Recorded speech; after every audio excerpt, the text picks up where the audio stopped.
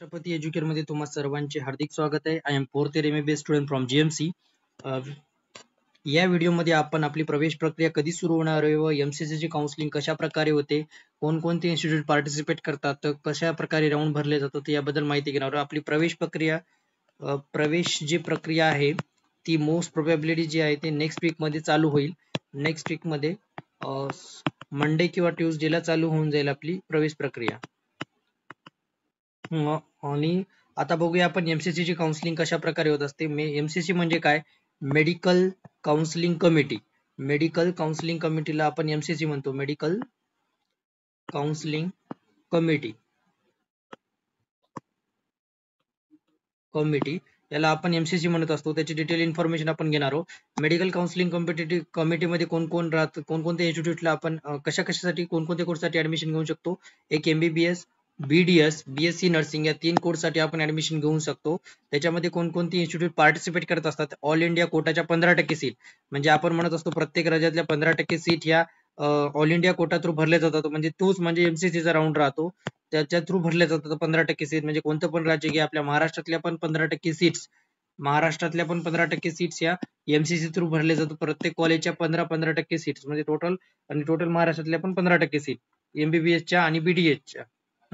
त्याच्यानंतर dim university, जे काही डीम युनिव्हर्सिटी आहेत त्यांच्या पण सीट MCC थ्रू भरल्या जातात. त्याच्यानंतर एम्सच्या पण MCC थ्रू काउन्सिलिंग होत असते. नंतर इन्शुअर्ड पर्सन कोटा याच्यामध्ये पण MCC थ्रू भरल्या जाते. त्याला काय म्हणतात? Employment state insurance corporation. हे कोटाचं रजिस्ट्रेशन आहे, एक इन्स्टिट्यूट नाहीये. त्याच्यामध्ये तुम्हाला इन्स्टिट्यूट मध्ये एक कोटा भेटत असतो. त्याच्यानंतर सेंट्रल युनिव्हर्सिटी आणि इन्स्टिट्यूट मध्ये कोणती? दिल्ली युनिव्हर्सिटी, जामिया मिलियाना इस्लाम युनिव्हर्सिटी, नंतर अलिबाग मुस्लिम युनिव्हर्सिटी, त्याच्यानंतर Banaras Hindu university, AFMC, arm forces medical course. याचं एकच कॉलेज आहे पुण्यामध्ये. ऑल ओव्हर इंडियामध्ये एकच कॉलेज आहे पुण्यामध्ये. त्याचं पण रजिस्ट्रेशन तुम्हाला इथं करावं लागते. त्याची काउन्सिलिंग प्रोसेस मात्र AFMC च्या वेबसाईटवर होते. याच्याबद्दल आपण नेक्स्ट व्हिडिओमध्ये नक्की बोलूया. नंतर जिप्मर, पॉंडिचेरी आणि जिप्मर मध्ये जर ऍडमिशन घ्यायचं असेल तर पॉंडिचेरी आणि करैलकला याचं जे आहे का त्याचं रजिस्ट्रेशन पण तुम्हाला MCC वरच करावं लागणार. आणि BSc नर्सिंगचे जे सेंट्रल इन्स्टिट्यूट आहेत त्याच्यामध्ये अर्धे गव्हर्नमेंट अर्धे प्रायव्हेट, यांचं पण रजिस्ट्रेशन तुम्हाला MCC वरच करावं लागणार मेडिकल काउन्सिलिंग कमिटीमध्ये. आता बघा, हे झालं कोणकोणती युनिव्हर्सिटी पार्टिसिपेट करते. याच्यामधले गव्हर्नमेंट युनिव्हर्सिटी कोणकोणते येतं? ऑल इंडिया कोटा एक गव्हर्नमेंटचा आहे. नंतर जर बघायला गेलं एम्सचे सगळ्या सीट्स गव्हर्नमेंटच्या राहतात. तर त्याच्यानंतर आपलं AFMCचं पण गव्हर्नमेंटचं आहे आणि जिप्मरचं पण गव्हर्नमेंटचं आहे. BSc नर्सिंगच्या काही गव्हर्नमेंटच्या आहेत आणि काही प्रायव्हेटच्या आहेत. तर एवढं झालं. आता बघूया फीस किती आहे. रजिस्ट्रेशन फीस बद्दल माहिती घेऊया आपण आता. तर विद्यार्थ्यांनो, जी आपली नॉन रिफंडेबल रजिस्ट्रेशन फीस आहे ती 1000 रुपये आहे. कोणत्या कॅटेगरीसाठी? जनरल आणि EWS जर कॅटेगरी असेल तर तुम्हाला फॉर्मची जी फीस म्हणत असतो आपण त्याला ती 1000 रुपये आहे. आणि जर तुमची कॅटेगरी SC, ST, OBC आणि PWD जर कॅन्डिडेट असाल तुम्ही तर तुम्हाला फीस द्यावं लागेल 500 रुपये. नंतर रिफंडेबल सिक्युरिटी डिपॉझिट हे अमाऊंट डिपॉझिट राहतात. ते किती भरावे लागतात? जर तुमची कॅटेगरी जनरल आणि EWS असेल तर तुम्हाला 10,000 रुपये भरावे लागतात. आणि जर तुमची कॅटेगरी जर SC, ST, OBC आणि PWD असाल तर तुम्हाला 5,000 रुपये भरावे लागतात. आणि जे जनरल कॅन्डिडेट असाल तुम्ही आणि जर तुम्हाला सेंट्रल युनिव्हर्सिटीमध्ये अप्लाय करायचं, जसं की दिल्ली युनिव्हर्सिटी या युनिव्हर्सिटीमध्ये जर अप्लाय करायचं असेल किंवा AFMC आणि किंवा एम्प्लॉयमेंट स्टेट इन्शुरन्स टॅक्स साठी जर अप्लाय करायचं असेल तर तुम्हाला किती 1000 रुपये एक्स्ट्रा भरावे लागतात. त्याच्यानंतर म्हणजे टोटल फीस तुमची होती 11,000 रुपये. तुम्हाला तेवढी फीस भरावी लागते. 11,000 रुपये ते डिपॉझिट फीस भरावी लागते. ती तुमची रिफंड येऊन जाईल पूर्ण काउन्सिलिंग प्रोसेस झाल्यानंतर. आता नंतर जे SC, ST, OBC आणि PWD जर कॅन्डिडेट असाल, तुम्ही जर सेंट्रल युनिव्हर्सिटीमध्ये अप्लाय करायला किंवा AFMC साठी जर अप्लाय करायला, जसं की सेंट्रल युनिव्हर्सिटी किंवा AFMC किंवा ESI, तर त्याच्यासाठी तुम्हाला 500 रुपये एक्स्ट्रा भरावे लागतील. पण तुमची टोटल फीस होते 5,500 रुपये at the time of registration. ते पण रिफंडेबल आहेत. ते तुमचे रिफंडेबल अमाऊंट आहेत. ते तुमचे रिटर्न येत असतात पण ते पूर्ण काउन्सिलिंग प्रोसेस झाल्यानंतर. आणि जर तुम्ही डीम युनिव्हर्सिटी साठी जर अप्लाय करत असाल, डीम्ड युनिव्हर्सिटी जे राहतात त्याच्यासाठी जर अप्लाय करत असाल तुम्ही, तर त्याची जी फीस आहे रजिस्ट्रेशन फीस 5,000 रुपये आहे. रजिस्ट्रेशन फीस आहे ही. तुमचं जर तुम्हाला डीम युनिव्हर्सिटीसाठी जर अप्लाय करायचं असेल तर त्याला फॉर्मची फीस म्हणजे ती 5,000 आहे. आणि जर त्याचं सिक्युरिटी डिपॉझिट आहे ते 2 लाख रुपये सिक्युरिटी डिपॉझिट आहे. डिपॉझिट किती आहे? 2 लाख रुपये. ते पण रिफंडेबल आहे, पण तुम्हाला कॉलेजच्या प्रोसेस नंतर. आता बघूया रिफंडेबल कसं भेटत असते काय नाही याच्याबद्दल. आता बघूया की MCC चे राऊंड कशा प्रकारे होत असतात त्याच्याबद्दल माहिती घेऊया. तर समजा फर्स्ट ऑफ प्रोसेस, सर्वात महत्वाची प्रोसेस जी राहते, तुम्हाला ऑनलाईन मेडिकल काउन्सिलिंग साठी रजिस्ट्रेशन करावं लागतं. तुमचं सर्वात महत्वाची जी प्रोसेस आहे, तुम्हाला रजिस्ट्रेशन करावं लागलं कुठं, MCC वर. नंतर रजिस्ट्रेशन केल्यानंतर payment, fees, registration, security deposit. मग तुम्हाला जे काही तुमची रजिस्ट्रेशन फीस आहे, ₹1000, ₹500, आणि त्याच्यानंतर तुमचं सिक्युरिटी डिपॉझिट जे काही 5000 असेल किंवा 1000 असेल किंवा जे काही असेल, तुम्ही डीम युनिव्हर्सिटीसाठी जर केलं तर तुमचं 2000, 5000 रजिस्ट्रेशन फीस, ₹2,00,000 डिपॉझिट, जे काय असेल तुमचं रजिस्ट्रेशन फीस व डिपॉझिट, ज्या ज्या युनिव्हर्सिटीसाठी तुम्ही अप्लाय करत आहात त्याच्यानुसार तुम्हाला ती फीस भरावी लागणार. नंतर जे आहे की नाही, तुमची चॉईस द्यायची राहते आणि चॉईस लॉक करायची राहते. Process result, processing of result. मग नंतर तुमचा रिझल्ट येईल. फर्स्ट राऊंडचा रिझल्ट आला, फॉर एक्झाम्पल फर्स्ट राऊंड 1 मध्ये सीट अलॉटमेंट झाली. जर तुम्हाला राऊंड 1 चा रिझल्ट आला तो तुम्हाला जर सीट अलॉट झाली नाही राऊंड 1 मध्ये, तर काय राहते प्रोसेस, राऊंड मध्ये जर सीट अलॉट नाही झाली तर तुम्ही काय करता, after round 1 in fresh registration for round 2. जर तुम्हाला राऊंड 1 मध्ये जर सीट मिळाली नाही तर तुम्ही सेकंड राऊंड साठी इलिजिबल राहता. सेकंड राऊंड साठी इलिजिबल आहात तुम्ही. फक्त तुम्हाला काय करायचं, सेकंड राऊंडची चॉईस फिलिंग करायची. आणि जर तुम्ही फर्स्ट राऊंड मध्ये रजिस्ट्रेशन केलं नाही, तुम्हाला जर सेकंड राऊंड साठी पार्टिसिपेट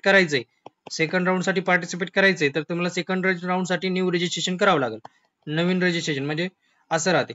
आणि जर तुम्ही फर्स्ट राऊंड मध्ये ऑलरेडी रजिस्ट्रेशन केलेलं असेल आणि तुम्हाला जर सीट भेटली नाही, तर तुम्ही सेकंड राऊंड साठी चॉईस फिलिंग द्यायची, रजिस्ट्रेशन करायची गरज नाही.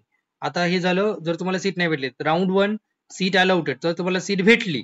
आता बघा पुढची प्रोसेस काय होते, जर तुम्हाला सीट भेटली तर काय करायचं, तुम्ही अलॉटेड कॉलेज रिपोर्ट करायचं अलॉटेड इन्स्टिट्यूटला, कम्प्लीट ऍडमिशन फॉर्मॅलिटी. तुम्ही जर तुम्हाला सीट भेटली तर तुम्हाला त्या कॉलेजला जायचं की नाही ते तुमचा प्रश्न आहे. तुम्ही नाही जर अलाउट केलं तर तुम्ही फ्री एक्झिट होता. तुमचं काही तुम्हाला फ्री एक्झिट भेटत असते तर तुम्ही अलाउट नाही केलं तर. आणि जर तुम्ही त्या कॉलेजला अलाउट केलं, येस केलं, नंतर तुम्हाला ते कॉलेज जर तुम्ही जर अपग्रेडेशन साठी, समजा फॉर एक्झाम्पल अपग्रेडेशन साठी जर तुम्हाला जायचं असेल तर तुम्ही अपग्रेडेशन साठी जाऊ शकता. आणि अपग्रेडेशन जर तुमचं झालं नाही त्या कॉलेजमधून तर तुम्हाला तिथेच तुमचं तिथेच ऍडमिशन फिक्स होतं. जर तुमचं अपग्रेडेशन नाही झालं, तुमचं ऍडमिशन तिथे फिक्स होतं. आणि अपग्रेडेशन झालं तर तुम्ही सेकंड राऊंड साठी पार्टिसिपेट करू शकता. ते तुम्हाला तिथे गेल्यानंतरच समजेल की पार्टिसिपेट करायचं की नाही सेकंड राऊंडला. सेकंड राऊंड साठी पार्टिसिपेट करू शकता. आता बघा कशी प्रोसेस होते. राऊंड मध्ये तुम्हाला सीट भेटली, समजा एखादा विद्यार्थी आहे त्याला नागपूरमध्ये एम्स नागपूरमध्ये सीट भेटली. आता त्याची इच्छा आहे की बाबा नाही मला हे कॉलेज कंटिन्यू कराय. त्याने काय विचार केला की बाबा कशाला 17 वेळेस भानगडी पडावं, मी जॉईनच करून घेतो. त्यानं जॉईन केलं आणि त्याची इच्छा आहे की त्याला अपग्रेडेशन करायचं. अपग्रेडेशन केलं आणि जर समजा त्याचं अपग्रेडेशन झालं, एम्स नागपूरसाठी, एम्स भोपाळसाठी त्याने अपग्रेडेशन केलं. समजा फॉर एक्झाम्पल एम्स भोपाळ त्याला लागावं त्याची अशी इच्छा होती, त्याने त्यासाठी अपग्रेडेशन केलं. अपग्रेडेशन जर झालं तर तुम्हाला सेकंड राऊंड मध्ये पुन्हा चॉईस फिलिंग साठी जावं लागते. आणि जर अपग्रेडेशन नाही झालं तर तुमचं एम्स नागपूर हे फिक्स होऊन जाते कॉलेज. असे राहते प्रोसेस. आता झालं एम्स नागपूर फिक्स राहते. Fresh registration and choice filling round 2 and round 1 choice will be not treated as null void. New candidate free exit candidate round are eligible already registration. हा, आणि ज्यांनी ऑलरेडी रजिस्ट्रेशन केलेल्या round 1 मध्ये त्याला college भेटलं नाही, त्यांनी राऊंड 2 मध्ये रजिस्ट्रेशन करायची गरज नाही. आता सेकंड राऊंड भेटला, सेकंड राऊंड मध्ये जर रिझल्ट आला, तुम्हाला जर if upgrade then the candidate must relieve. मग जर तुमचा एखादा जे कॅन्डिडेट होता ज्यांनी एम्स नागपूरमध्ये अपग्रेडेशन साठी फॉर्म टाकला, त्याचं अपग्रेडेशन झालं समजा, तर त्यांना काय करावं लागतं, इथून रिझाईन करावं लागते. सीट रिझायनेशन फॉर्म एक राहते फॉर्म, ते रिझाईन करायचं. तिथून मग तुम्हाला तिथून डॉक्युमेंट घ्यायचं, नंतर एम्स भोपाळला जायचं. हे राहते प्रोसेस. जर तुम्हाला अपग्रेडेशन झालं तर राऊंड 2 सीट अलॉटमेंट. जर तुम्हाला राऊंड 2 मध्ये जर सीट अलॉटमेंट झाली नाही तर candidate eligible for participate in further round announcement. जर तुम्हाला राऊंड 2 मध्ये पण सीट अलॉटमेंट झाली नाही, पहिल्या राऊंडला फॉर्म भरला, पहिल्या राऊंड मध्ये पण नाही, दुसऱ्या राऊंडला फॉर्म भरला, दुसऱ्या राऊंड मध्ये नाही, आणि तुम्ही तिसऱ्या राऊंड साठी इलिजिबल आहात, मग जर तुम्हाला भेटलीच नाही सीट, आणि जर तुम्हाला सीट भेटली आणि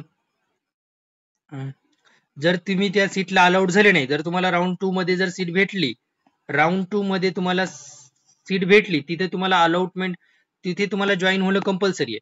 राऊंड 2 मध्ये तुम्ही नाही सोडू शकत सीट. राऊंड 2 मध्ये जर तुम्हाला एखादी सीट भेटली, सो राऊंड 2 मध्ये सीट भेटली तर तुम्हाला कंपल्सरी जॉईनिंग करावं लागणार. कंपल्सरी जॉईनिंग करावं लागणार म्हणजे करावं लागणार.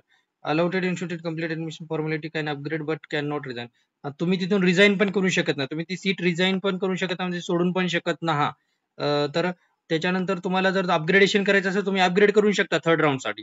समजा इथं बघा, आता या विद्यार्थ्याला एम्स नागपूर भेटलं होतं पहिल्या राऊंडला, त्यानं अपग्रेडेशन केलं, एम्स भोपाळ भेटलं, तिथे त्याला जॉईनिंग करावंच लागणार सेकंड राऊंडला. त्यानं फर्स्ट राऊंडला जॉईनिंग केली नसती तरी चाललं असतं, पण सेकंड राऊंडला त्याला जॉईनिंग करावंच लागणार.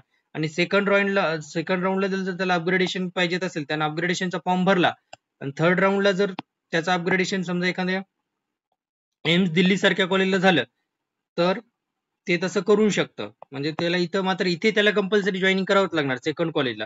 इथे जर त्याने जॉईनिंग नाही केली तर तुमचं जे काही सिक्युरिटी डिपॉझिट होतं ते तुमचं जप्त केले जाईल, असं होत असतं. हा, आणि एक्झिट पण करू शकतात बघा. आता इथून तुम्ही एक्झिट पण मारू शकता. Candidate not eligible participate further round announcement. जर तुम्हाला कॉलेजमध्ये सेकंड राऊंड मध्ये सीट भेटली नाही, तुम्ही तुम्ही थर्ड राऊंड साठी एलिजिबल आहात, नाहीतर तुम्ही एक्झिट पण करू शकता. तुम्ही थर्ड राऊंडची काउन्सिलिंग करू शकता. थर्ड राऊंड मध्ये फ्रेश रजिस्ट्रेशन करावं लागतं, चॉईस फिलिंग द्यावी लागते. चॉईस फिलिंग फॉर राऊंड 3 तुम्हाला ते तुमचं जे 2 याचं रजिस्ट्रेशन होतं ते धरले जात नाही. Round 2 will be choice will be treated as null and void. Okay. Round 3 seats कशा अलॉटमेंट होत होतं, राऊंड 3 मध्ये जर तुमचं तुम्हाला सीट भेटली नाही तर eligible for stray vacancy round. तुम्हाला जर सीट भेटली नाही तुम्ही इलिजिबल आहात स्ट्रे वॅकन्सी राऊंड मध्ये. सीट जर भेटली तर तुम्हाला रिपोर्ट करावं लागेल त्या कॉलेजला.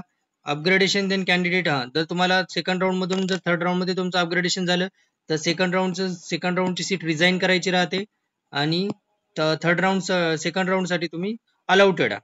आता मग तुमचं रिपोर्टला अलाउट करायचं. Join allotted seat and the one join candidate can not B upgrade और डिझाईन. थर्ड राऊंड मध्ये जर तुम्हाला सीट भेटली तर तुम्हाला अपग्रेडेशन व रिझायनेशन करायला जमणार नाही, एवढं फिक्स आहे. आता बघा राऊंड 3 चं सीट अलॉटमेंट कसं होते.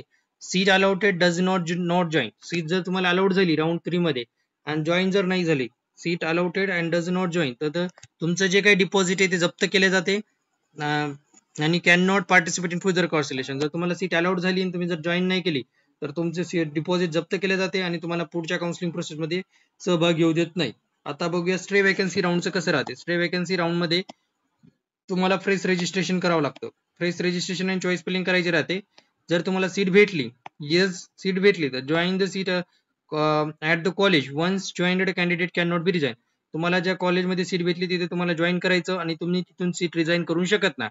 आणि अलाउटेड बट नॉट जॉईन. तुम्हाला जर सीट भेटली तुम्ही जॉईन नाही केली तर तुमचं डिपॉझिट जप्त केले जाते व तुम्हाला नीट परीक्षेमधून पुढच्या 1 वर्षासाठी बॅन केले जाते.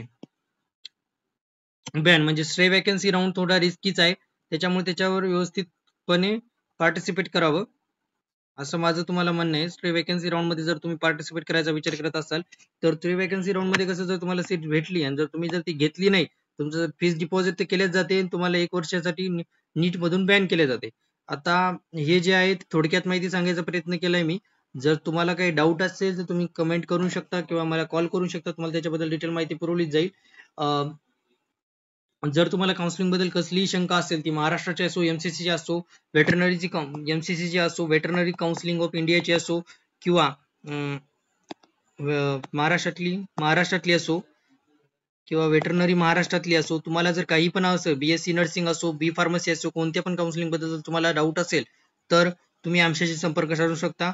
आमचा नंबर डिस्क्रिप्शन बॉक्समध्ये व कमेंट बॉक्समध्ये दिलेला आहे. धन्यवाद. आणि जर तुम्हाला काउन्सिलिंग बद्दल डिटेल इन्फॉर्मेशन पाहिजे असेल तर आमच्या व्हॉट्सअप ग्रुपला जॉईन व्हा. त्याची लिंक डिस्क्रिप्शन बॉक्समध्ये कमेंट बॉक्समध्ये दिलेली आहे. धन्यवाद.